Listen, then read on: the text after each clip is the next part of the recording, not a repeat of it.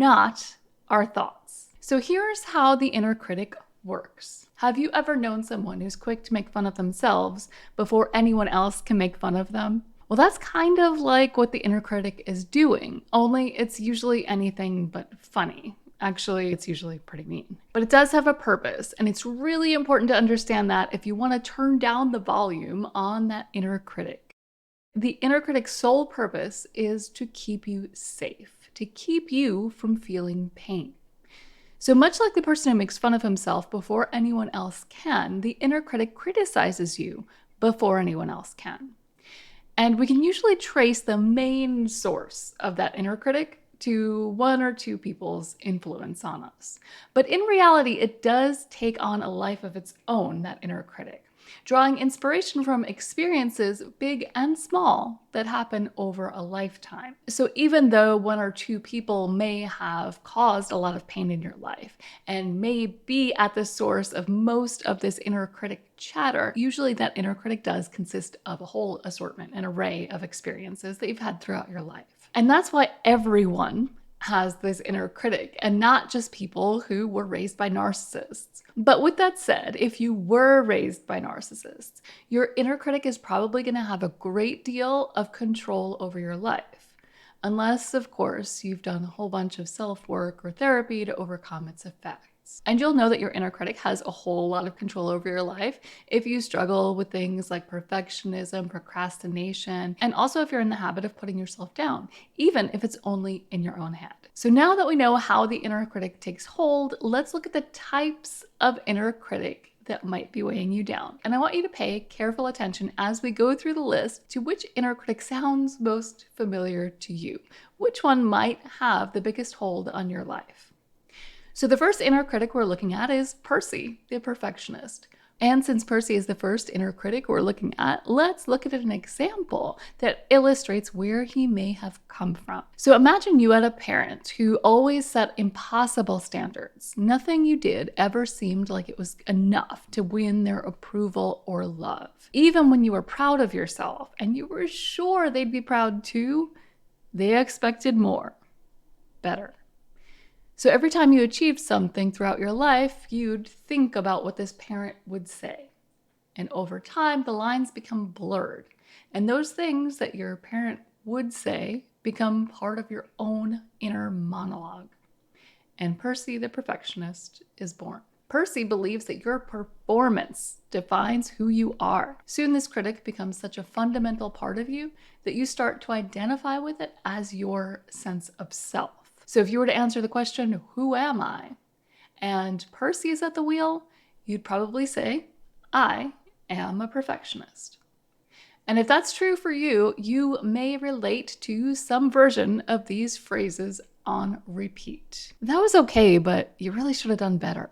Asking for help is a sign of weakness. Mistakes are unacceptable. Percy the perfectionist is a very complicated inner critic, because he drives results that society values very highly, but he does so at a cost.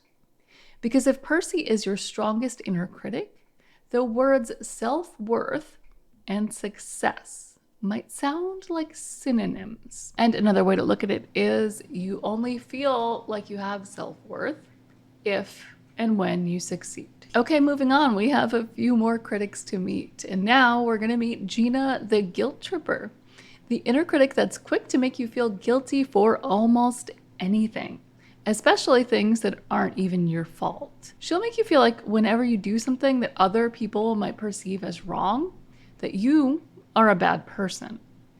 Gina the guilt tripper believes that your behavior defines who you are. So she follows you around and reminds you of everything you've ever done wrong in your life.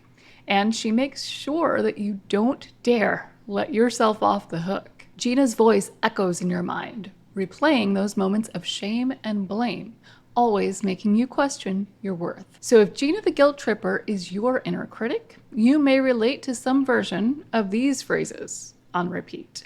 You are a bad person. Don't expect anyone to forgive you. You don't deserve love or compassion. Yeah, Gina's kind of a jerk. So next we meet a particularly devious inner critic, and that is Sarah the Shamer. And as you might have guessed, shame is her weapon of choice. Sarah tells you that there's something deeply wrong with you that can't be fixed. It's just who you are. And she's quick to remind you of every time in your life when you felt not good enough. Sarah the Shamer is a particularly dangerous inner critic because she believes that it's your shame that defines who you are. So if Sarah is your inner critic, you may recognize these phrases. You should be ashamed of yourself. Don't be yourself. No one will like you. And what is wrong with you? Sarah is the inner critic who makes you feel like you're always at a disadvantage because of who you are. And we've talked a bit on this channel about narcissists and shame, and how shame is really at the root of the disorder itself. And so you might not find it surprising that narcissists do have a problem with Sarah the Shamer. But the thing is, they are really out of touch with her. They stuff her down and try to keep her quiet. So most of the time, a narcissist doesn't even know she exists.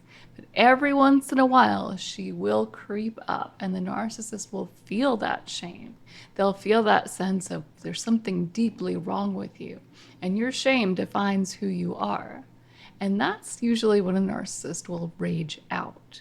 Now, for the rest of us, when we feel Sarah the Shamer, we're much more likely to want to hide and to protect ourselves because Sarah's behind the scenes telling us we should. So next we meet Ursula the Underminer, a sneaky inner critic who thrives on sowing seeds of self-doubt. If you struggle with procrastination, I'll bet you know Ursula. Ursula the Underminer believes your failures define who you are. Ursula is always whispering insults and making you question your worth and capabilities. She loves to point out potential failures and pitfalls, causing you to second-guess yourself at every turn. If Ursula the Underminer is a strong presence in your life, you're going to be familiar with the following phrases. You're not good enough. Why even bother trying? You'll never succeed. And just let someone else handle this. They'll do a better job anyway. Ursula would much rather see you sit on the sidelines than try and fail. And now we meet a cousin of Percy the Perfectionist, Owen the Overachiever. Owen is kind of like a relentless coach, always urging you to do more, accomplish more. And he loves to make you feel like you're never doing enough. And while Percy the Perfectionist places value on your accomplishments, Owen the Overachiever values hard work. And you may have one or both of these inner critics running the show. But Owen the Overachiever believes it's your effort that defines who you are as a person. So Owen's favorite phrases are, why are you just sitting there? Go do something. You are so lazy. And sleep is for the weak. Owen would love nothing more than to see you hop on a hamster wheel and stay there for the rest of your life, because at least you're working. So next we meet Cassandra the Conformist, the inner critic that tells you to blend in and always seek approval. Cassandra and Sarah are good friends. Cassandra believes that other people's opinions of you define who you are. And Cassandra the Conformist always urges you to play it safe and avoid any risks that might cause you to be cast out from the crowd. She's a master at highlighting your flaws, as she sees them, and making you believe that being yourself is a recipe for rejection. Cassandra's favorite phrases are, don't stand out. What will other people think? And stop being so weird. People might see. And by now you may have noticed the major flaw in each of these inner critics. They all have a different idea about who you are as a person. Percy believes you are your success, while Ursula thinks you're defined by your failures. Gina sees you as nothing more than a collection of right or wrong behaviors. And Sarah believes your shame defines you. Owen thinks you're defined by elbow grease, and Cassandra believes other people get to decide who you are. But none of that is true. Each of these inner critics, although it can be hard to believe, exists to protect you from something that was at one time painful. And when you can figure out what that is, you can begin to take control, take power away from those false perceptions. And more importantly, get back to the you you were actually meant to be. And I'll give you more tips on how to dig into that work in a future video.